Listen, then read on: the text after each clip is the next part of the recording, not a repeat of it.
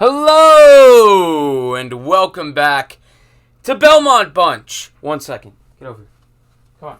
You're going to be in the video. Opening night, puppy. Say something. That's good. Oh, go Winston. All right. Don't bark at Sparky. So, the New York Islanders opened up UBS Arena. Finally, they do lose in regulation, and it continues a 5-game pointless streak for the team. But there were some moral victories in this one. So let's go through the game. Well, first I should probably say I was lucky enough to get to be up in the press corps last night. It was amazing. I got to see the game at a level that I've never seen it before. It was like watching, broadcast, super high broadcast in like NHL video games. Very cool to get to see the whole crowd doing the yes, yes, yes, at least a couple times from above and seeing. That's rude. That's rude. Anyway, but seeing that was really cool. I think I saw a couple of the Calgary scratches up there. The Islander scratches I didn't see. With the COVID stuff going on with the Isles, I wouldn't be surprised if they were like somewhere else entirely. But the Islanders were up against it. I think I have... Where did I put the... Oh, here they are. The lines. I have the media lines for last night, which is like the real lines, but just printed. So, I'm sure this sounds good. Some ASMR. Anyway, so the Islanders had to ice their forward lines of Bellows, Barzal, Parise, Andreov, that's Andy Andreov, Brock Nelson, and Oliver Wahlstrom, Richard Panik, John Gabriel Pajot, Palmieri, and the fourth line. And then on defense, Chara, Dobson, Salo, Mayfield, Aho, Hutton. So a lot of debuts in there. And some of them, I think will stick on.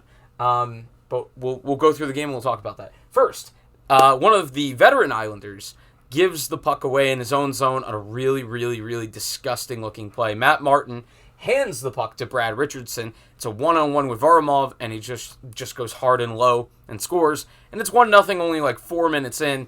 So a tough start. I think every fan in the building, knowing about Bo being out and Green being out and Lee being out from COVID protocols, knew this was going to be a tough one. And it was against a very good Calgary team, as you can see by the record, and also by how they played last night. So Richardson makes it 1-0 pretty early on. A lot of penalties in this game. The Islanders' power play not quite as embarrassing, despite going 1 for 6. I thought it looked better, even when they weren't successful. For the most part, not every time. There were a couple power plays that were rough. But the Islanders had, I think, 3 opportunities in the first and didn't get a goal on any of them, obviously, but maybe we're seeing some progress there. The first time we really got to hear the new arena get going, Richard Panik got a nice hit in the offensive zone corner. Panik is somebody that I thought looked really good, felt really aggressive, hungry, and I think maybe that infusion of hunger into this lineup from a bunch of guys that have never played in the NHL, and then Richard Panik, and so a couple guys that have, and just maybe feel disrespected from not making the team to start the year. I think that's good. I think it's good to get some of the guys that have been here a while, maybe a look at what that hunger is like again to get them going. Because, the Islanders haven't been great at fighting back when they're losing this year. The Islanders did show fight back in this game. Mangiapane made it 2-0 on a power play goal. So 2 goals. So it looks like another special teams disaster, but it wasn't as embarrassingly so. So power play wasn't giving up shorthanded chances for the most part, and both power play goals, both by Andrew Mangiapane, were deflections, and one of them might have even had some controversy involved. But the first one, just an excellent tip. The only possible thing that you could say is maybe Varley overplays it to his left and leaves the right side open to that deflection, but it's hard to predict that. So I think that positional play will come back as he gets more starts. I was a little bit surprised that he got to open up the new arena, but, Trotz, when in doubt, goes with a veteran. So, be quiet. So 2-0 there. God bless you. And the Isles are, kind of struggling. But they get one through Nelson. I believe this was the beginning of the second period. I was running around in between periods as well, trying to interview people and get pictures of people. So it did kind of, the periods kind of all melt together a little bit. Nelson's goal, some good work from Ponick. He gets an assist. It ends up being a power play goal. But it was the Islanders working hard below the goal line, getting it back out top, and Brock Nelson rips one. Of course, the first goal, the celebration was kind of hindered by the fact that it was originally called no goal, and then they had to look at it. It was pretty obvious on the replay that it was a goal. And it is 2-1, and there's some life back in the building, which is great. It would become 3-1, another Flames power play goal. There were a lot of penalties in this game, some bad calls, I thought. The Islanders were the beneficiaries of one where Brock Nelson, it's a bit of a bear hug and a little bit of a grab on the shoulder, but I think Nelson sold it a little bit. So the penalties last night, a little bit out of control, and it comes during this talk about, is Connor McDavid getting enough calls? I don't want to watch games with this many power plays. I thought it was bad. I thought it was not as fun to watch. So that's my 2 cents on that. Mangiapane's second goal, another deflection. This is the one where maybe there's some controversy. Mangiapane, I on first look, it's Parise falls down and it allows the shot to get through. Mangiapane deflects it in again.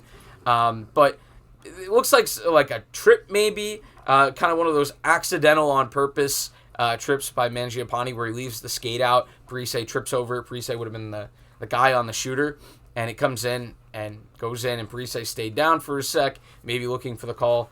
Didn't get it, and it's 3-1. But you can't look for help from the refs because they're not good. But the Isles get back in it early in the third. More good work. This time, again from the Nelson line, this time with Oliver Wahlstrom kind of stick handling the puck into the middle. And I don't think it was an intentional pass to Nelson. It was more of I'm doing a bunch of moves, and then it got knocked off my stick right to Brock Nelson on the back post, who rips one over the pad of Markstrom, who was good in this game. And the Islanders are back in it again, and they're getting a lot of shots on goal. And I guess now I'll take a second to talk about the defense before we go into the rest of the third. Salo made his debut. A lot of ice time, over 20 minutes. Very happy with what I saw. Saw parts of maybe Taze and Leddy's game there. That feels like a natural fit to take over for Chara, who a few times in this game, when defensemen have to be kind of fleet of foot, when you got a guy coming at you and you're skating backwards, and you have to retain the puck really quickly. So it's not easy, but I watched Salo do it. I watched Dobson do it last night. Dobson, I thought, had a lot of energy last night. He's a guy I'm not usually very high on. I was high on him last night. I thought he skated really well. So good to see that from Dobson stepping up when needed. Aho the same. Grant Hutton, I didn't notice as much. I saw a few plays, active sticks helped for Hutton. Aho, still not very strong on a stick, on his skate stick, and strong on the puck, I should say. And I do feel like when somebody gets close to him, they're going to steal it, kind of like with Josh Bailey. But back to Chara, he's not quick enough to do these skating backwards, flip it off the boards. He's skating backwards and then losing the puck, and then a Calgary player's going the other way. And Chara just, I think, how long can the experiment go on? With the new guys coming up, it's one of the only good things about all the COVID stuff going on with the Islanders is, first of all, I'm filming this before the Toronto game. Bo is now healthy. It was a false positive, so let's hope for more of those. But Anton Golishev might get a shot tonight. Bellows is going to be out tonight. I thought Bellows had been playing pretty well. So we're getting a lot of looks, and as a fan, that's cool because you get to see maybe some of the future guys getting their shot, and some of them that should stick. Salo and Ponick, I think, should stick for sure. And now back to the game. So it's 3-2, and the Islanders, great pushes. Grant Hutton had a chance on a puck that kicked back out to him with a lot of guys down in front, and he kind of scuffed it wide. Some good stops from Markstrom throughout the night. One off his helmet, off a deflection in the third. And then two empty netters. Trevor Lewis and Johnny Gaudreau. And again, we need to not treat this like a 5-2 game. Those two empty netters, let's let it go. It was 3-2, and then we took a couple shots that didn't work out. So for the lineup that the Islanders had, I thought a great effort. I thought, they double shifted a few guys a lot. Let's see if that hurts them tonight. Hopefully not, with Nelson and Barzal playing a lot. I thought Barzal also played well, just his usual stick handling game. And I don't know if he drew any of the 6 penalties, but I didn't notice him defensively, which is a good thing. I don't think, I think Varley just has to keep playing to get his sharpness back up.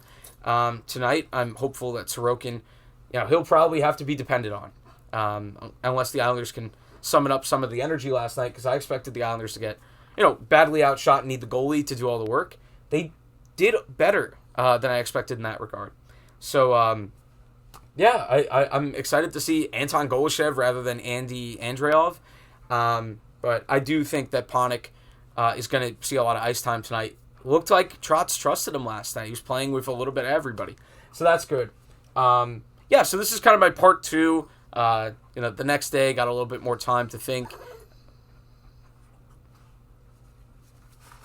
That's what I've got. And I'll see you again tonight. So you get 2 videos today. I'll see you again tonight after the Toronto game. But we'll see you next time. And look at the link in the description. You'll find the audio version of the podcast. Maybe not in this one, but maybe in the Toronto one. I'll talk to James. But we'll see you next time from Belmont Bunch. Goodbye.